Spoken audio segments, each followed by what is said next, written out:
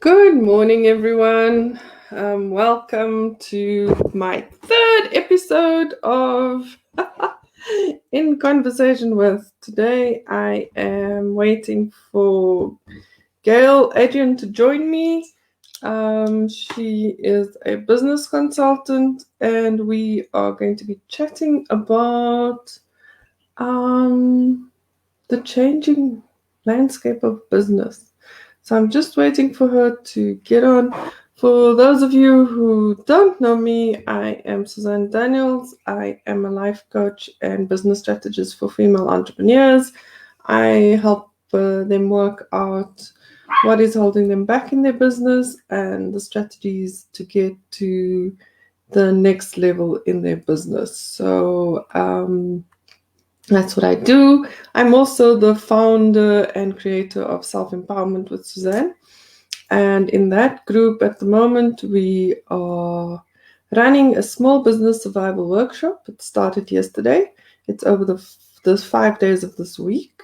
And we're dealing with various aspects, delving deeper into the issues that we are going to be discussing today around business issues and development. So yeah, let me just start off. I mean, this COVID-19 has become sort of part of our daily life. Lockdown has become part of the lexicon. That means it's part of our conversation. Sorry for my big words, it's my lawyer background.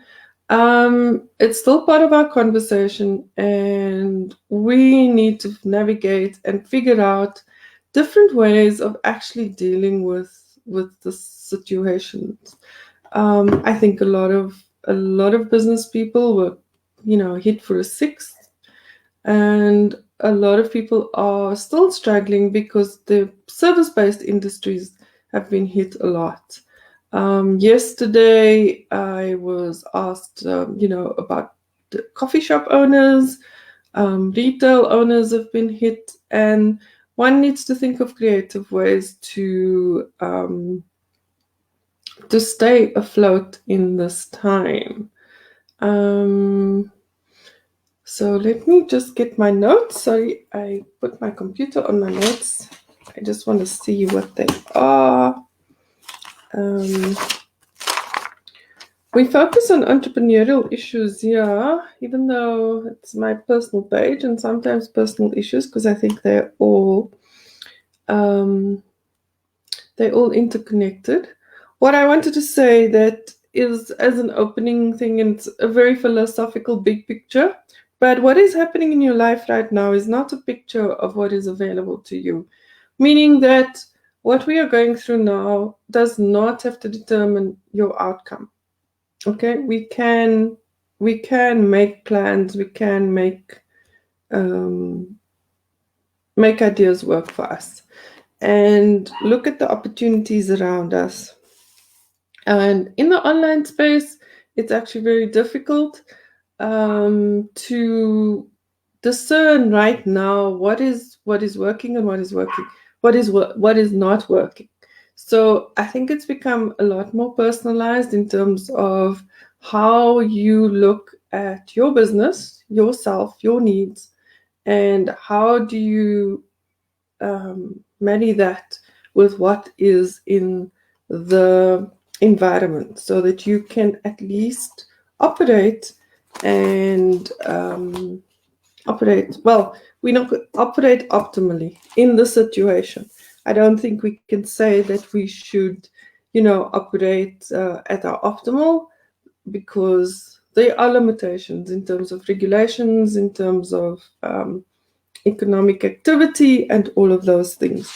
And let me just find my notes. I think the biggest question one has right now is, what do you control when the rules have changed? Because we always told that, you can only manage what you can control. I mean, you can only manage what you can control. So that's a good lesson in terms of, when you're looking at your business, is to look at what are the elements of your business that are still within your control. How do you want to communicate with the world? And now the world suddenly has gone much bigger from those if you were a business in a mall, a couple of thousand feet per day, you're now exposed to a couple of million viewers a day. How do you change your perspective? How do you change how you approach them? And those kinds of things. It was interesting. I was listening to a communications expert talk about how to reach out on social media. And she was advising that, to get people more engaged, to know about your brand, do some polls, do some competitions, and, small competitions, because we know that money is tight, so that you get them to know your brand. So those kinds of things are small but effective. So I think that could be done. And then also, I think that one has to look that the fundamental principles of business are still there.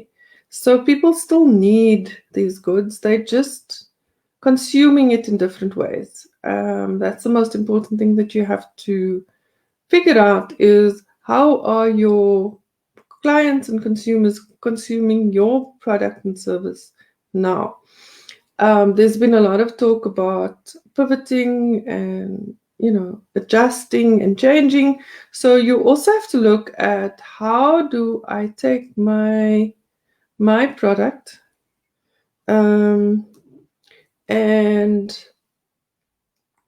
adapt it. That's basically what pivoting means, is adjusting and to the circumstances. Okay, so don't be intimidated by such big words.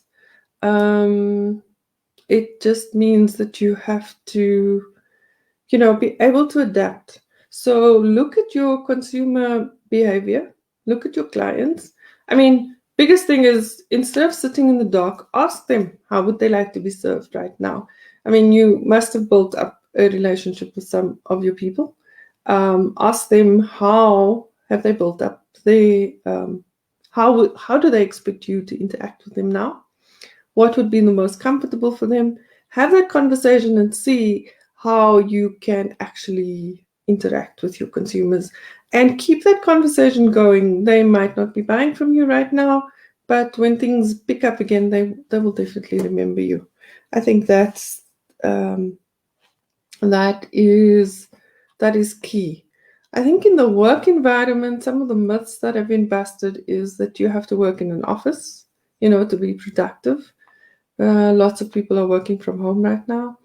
The other is that you have to be in meetings all the time to be productive, and that you have to spend like 2-3 hours in traffic to get to work, do your stuff, and then come home. I think lots of people now are enjoying working from home, and that will be great. I see some comments here.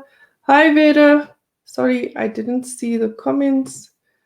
I am still waiting for Gail to join. I'll continue. So let's see. I think what is difficult right now is that there are so many constraints on business. Before we used to do that SWOT analysis, and we would have strengths, weaknesses, opportunities, and threats. And I think now the threats quadrant, there's quite a few constraints. Let's not call them threats, but constraints. So now you have to decide, what can you do now, not what you can do in the future. Okay, and the future is as short as 3 to 6 weeks, because if you look at the trends, not just in our country but worldwide, it is not a short-term solution that we have here. So, but people need short-term results. So it is scaling your business down to what you can produce. Sorry.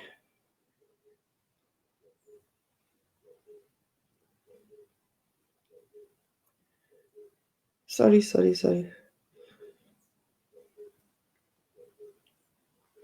She is having trouble getting into the studio.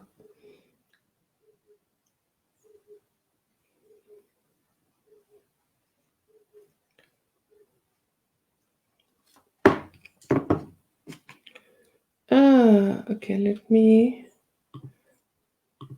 just send it to my guest. Sorry, I will blank out.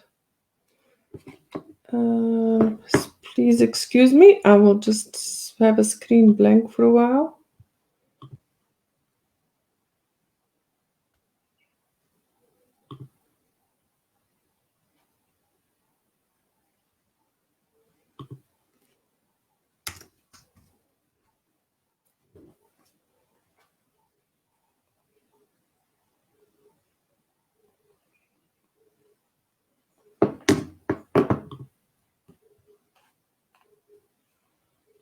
Sorry, I am just okay,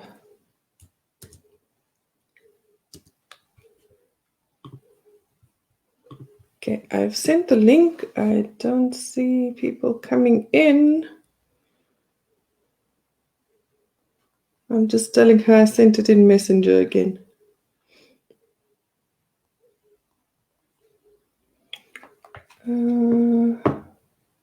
Okay. Yeah. This is very interesting. Today we're having more technical glitches. This is the new reality. This is definitely the new reality in terms of technical glitches. And every time, just when you think you've got it perfect, it changes. So isn't that just so much as what the world is like? I think another consideration for business owners and consultants right now is what are the kinds of resources that you have? What does your offer actually involve? What is the core product or service that you can provide? How can you extend it? Or how can you, I think the basic question is, what else can you do with it? Okay. So if you were, for example, like I'm in the coaching industry, I looked at my programs and decided to make them a little bit shorter, not lose the impact, pardon me, not lose the impact, but make them a little bit shorter, and, offer them in a different way. It was built, some of the programs were built on the one-on-one methodology, and I've changed that to a group methodology, much faster than what I want to do. So that is one thing that I did. In my cosmetics business, I am focusing on teaching people about the products, because right now there is high ADA, there is this hesitance to spend too much money. So we need to look at innovative ways to keep people engaged, to know about the products. And then, let me see, I don't see Gail coming on. It's really weird technology today. It really is weird technology today. I don't know where she is. She said she's got it there. So the other issue is, it's probably the ideal time to test out a global audience. So one of the questions I think we need to figure out is, how do we attract a global clientele, especially in these circumstances, bearing in mind time differences and those things, and basically getting your name out there. Okay, there's Gail joining. Hello. Morning, how are you? I'm fine, thanks, and you? I apologize. It took me a little bit of time to connect to you. It kept saying to me, you're waiting for an invitation to be accepted. So, I don't know. Okay, I'm here. So, Morning, everybody. I've been chatting about the changing circumstances for us as business owners. So I introduced you as a consultant, and I wanted you to share with us some of your experience when COVID-19 hit and how we can navigate through this uncertain time. Thank you for the opportunity to share with fellow consultants as well as women in the workplace. It was definitely a bumpy start for me because I had to sit down and actually really look at how I engage with my clients, and it was not easy. Education, training, and development is also a very conservative market, and how do I make them know that I'm not indispensable in this time? Because as a consultant, it can very easily be viewed that, oh, we don't need her services. We need to carry on with our base. We need to protect ourselves. But I had to engage, even with it was by WhatsApp or a telephone call, and just say, hi, this is what I'm doing. What is it? I'm busy with this. I used to do work and just send it off regardless of the time frames that I had, and I still build them because I didn't want to think that I'm dispensable in this time.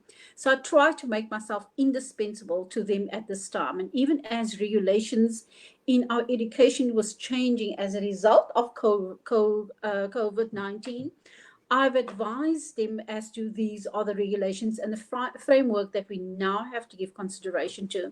So yes, I actually had to kind of re-engineer how I work, but also master my abilities to continue engaging with my clients, at the same time master my market and master what I need to do for my clients in order to be relevant, as well as still be usable for them, where I can build them in this time.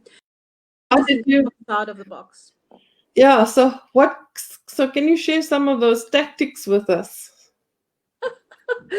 Oh my word, you know what? I needed to go to do a needs analysis of each of my clients to find out exactly where I can hone in as to what I can do for them and build them for this time. So I had to do a needs analysis of each of my clients because they are so specific and each of my services were so unique. So I had to actually separate what I can do, what I can't do in this time of restrictions, and map what I could do. So I developed a needs analysis for each of my clients and almost developed, okay, these are the skill sets that I have and these are the needs that I can service right now. And this is the cost. I did go back even to my original plan of, I give them a proposal and I said, given the fact that my interaction with you is going to be less, let me drop my fee by 30% in order for me to stay alive, meet my own commitments. So one, I did a needs analysis and I dropped my fee because my interaction and also my costs were less. I was no longer engaging with them as on a face-to-face contact basis. So I actually made it a point of making it a little bit more palatable for them to accept my service in this time by dropping my fee, which was accepted by almost 90% of my clients, where I do things remotely. Yeah, I think just let's hone in on that cost factor. One's going to see that the cost of doing business in the traditional business sense is going to increase, and the cost of doing business online is actually going to be quite attractive to lots of people. How does one navigate that when in the consulting field? Not very easy to do that. You really need to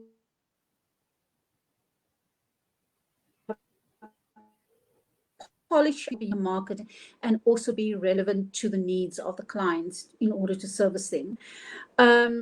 Whilst we think that the cost is going to be different, the cost of online, you may not be driving out, but you know what? This kind of things, doing video calls and WhatsApp calls and Skype calls is a cost to your company, regardless. You may not be driving out, but this kind of thing, but you really have to be a lot more relevant and polish your needs, because now you no longer sit across your client to convince them. You now have to do the video calls, and I believe that you need to polish up on your offering and master what you actually have to present to your client.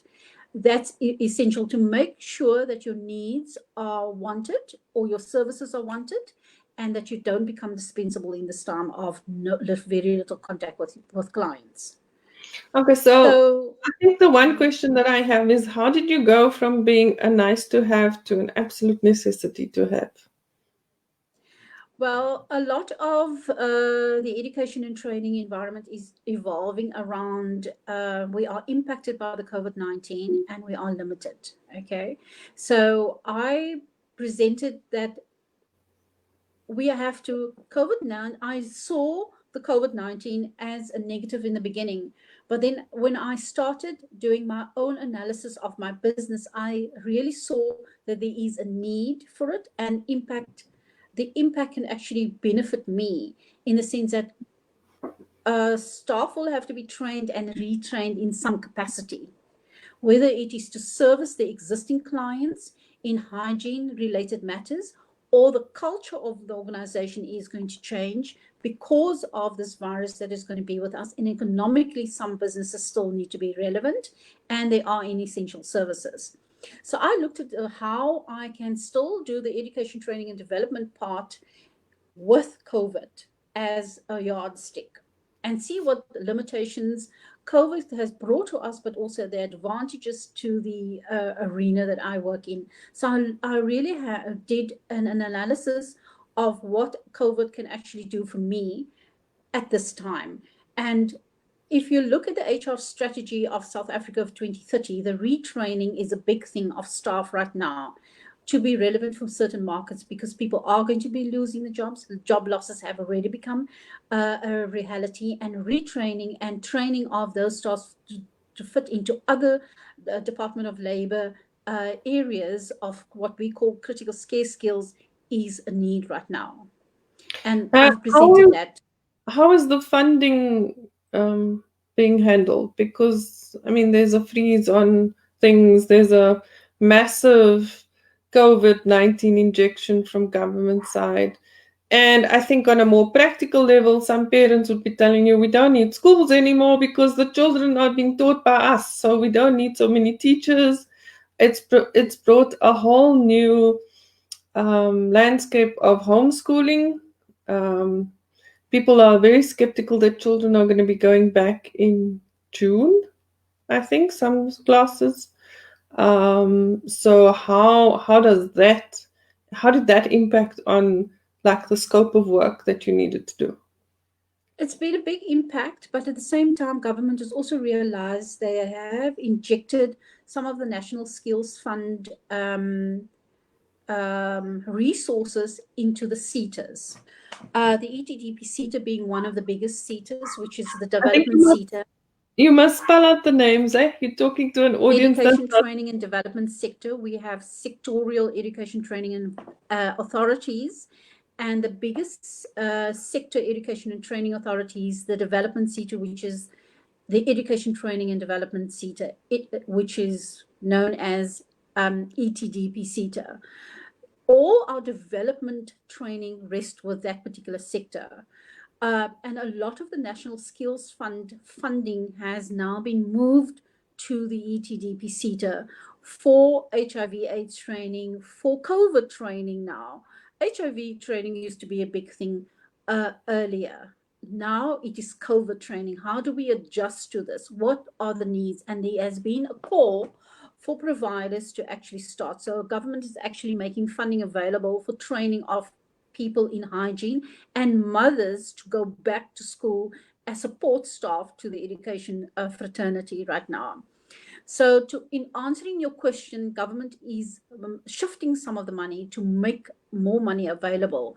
We are in lockdown, but everything will come back, or there will be a greater level of normality with providers in the education fraternity in level 3. At the moment, we are still restrained, but in level 3, providers will return. Well, Just as there is a coincidence, talk of going back to level 5, especially in your neck of the woods, where the yes, that's infection very rate. unfortunate. That's very unfortunate. We seem to have a more undisciplined uh, candidate living in our province, and there is a great chance that we'll go back to 5, which will impact on us socially as well as economically in a very negative sense. However, I'm not in favor of schools returning at this juncture. although it is high and the Western Cape province is the epicenter, it's not recommended for us to go back nationally. Our schooling system is not ready. We have high levels of students in our classes, and hygiene is a problem for our school. We still have over 5,000 schools using the bucket system within our education system, and that's a big concern. So which means they don't have running water. So any mothers that have consulted you about, or parents consulted you about how to set up a schooling environment at home? Yes, actually, the strange part of it all, South Africa still seems to be a favor for the international market. I've had an inquiry from, and I have been working on it since January to ensure that legislation, whilst this particular country has already been hit by COVID, they're wanting to set up an international school on the South African shores. So they still see the opportunity. And yes, there has been mothers wanting to know how do they go about teaching the children because they can't. There's a lot of strain. Mothers may be working from home, but the responsibility is huge having to teach. If you look at our system as well, it's not a very friendly education and learning methodology. And that's a big concern. Parents don't even know how to do it, how to teach the fundamentals of embedded education values. So that's a big problem but I think as business owners, you really have to look at how the restrictions can benefit you and master your product, master your market, and do the needs analysis on your clients in order for you to still say, because our bills have not changed. We may not be at work in the traditional sense. Sharon says, "Hi Gail, I want to start homeschooling. How do I start the process?" Okay, Sharon, there is a whole schooling fraternity. If you leave me your WhatsApp or a number at which I can WhatsApp you, you're more than welcome to leave it for me. Then I can send you details as to how to homeschool. There is an online system where it is all, the system is regulated by the South African regulatory framework, and you can buy into that then. So it's an online system that teaches the child, and it obviously gives you breaks, it gives you times, it gives you homework sets, and it gives you playtime. And I can send you those details after this. There are a couple of online, but one of the things that is essential is that as South Africans, the online schooling needs to meet the regulatory framework of our current schooling system in order for the child to exit with a grade 12. There, Sharon has left a number. It's Okay. Thank you. 074 372 4576. Okay. You'll have to give me a little bit of time just to find the correct details and ensure that they are still relevant, but I will WhatsApp you the link that you can actually go onto. It's not recommended that we do the American and the British online because the grade 12 or the certification will not be accepted by the South African government. So technically your child will not be able to enter then a normal workplace with those certificates. That's important to know. Oh, that's interesting. Some people are doing homeschooling like that, and getting their children internationally certified. It can be done if you intend sending your child to an international university or in a university outside of South Africa. Swaziland has very good universities that has links with international schooling universities. Yes, that's not a problem. Okay, I don't see any more questions. So we've talked a lot about your education consulting, but I know that you are a multipreneur. I've learned that word. And that you do dabble in commodities and stuff like that. How is that market shaping up in South Africa? The Pumzile market also is wants details for virtual learning.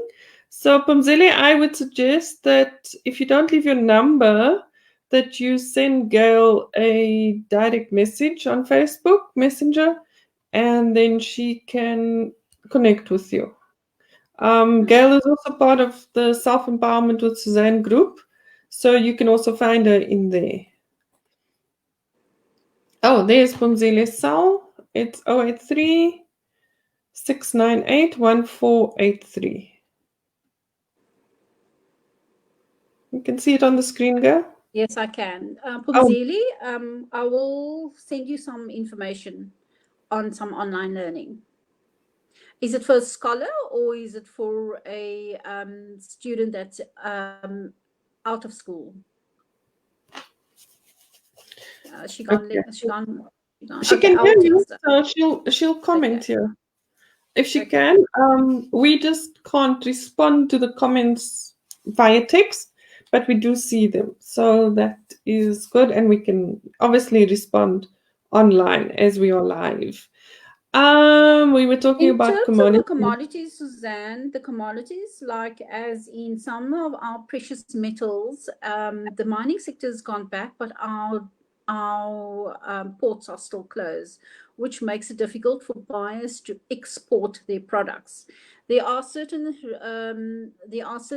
regulations. I think that is going to change now at the end of level 4. If we if level 4 is lifted, but the ports are still closed. The mining sector has gone back limited, but yes, it is restricted. So the entire, I would say, block is actually on buyers don't feel comfortable if they can't take out the product. Well, I see, So and I know that you are you are very optimistic that level 4 is going to be lifted. What do you know that we don't know? This week has been a very trying week. I think we have been working on a roll over 14 days, but given the statistics, I don't think we are going to, the level 4 is going to be lifted. No, I don't know anything more than you do. But we'll wait with bated breath. The president seems to have an affinity for Thursdays, so we'll wait until Thursday for him to start talking to us. Yeah, I think But people have by started. all accounts, and looking at the numbers this morning, I don't think we are going to get out of level 4 in a hurry. I think also people are starting to count how many days since the president has spoken to us, so he owes us. Yes, he does. He does owe us, owes but us a Thursday message. I think just share with us from a like mental, psychological, from a Gail perspective, not the business consultant. How have you been coping with the isolation, with the what is the word? With the interaction? I know you were slow to get onto the online stuff. yes, we had to I had to persuade you that it's the way to go. yes, I had to be nursed into it.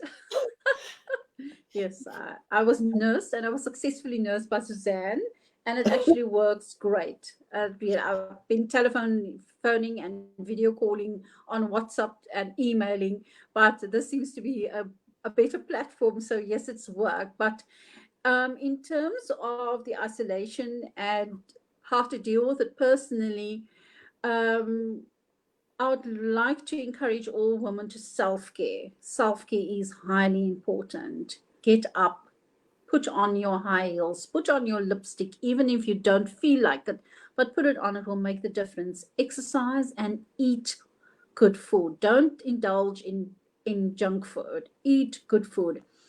And I very often say only eat what the body needs. Yes, I fall off the tracks. I have my chocolate and I do indulge, but self-care is important, and it does help. And of course, with the exercising, it releases endorphins in the brain, and it actually does work.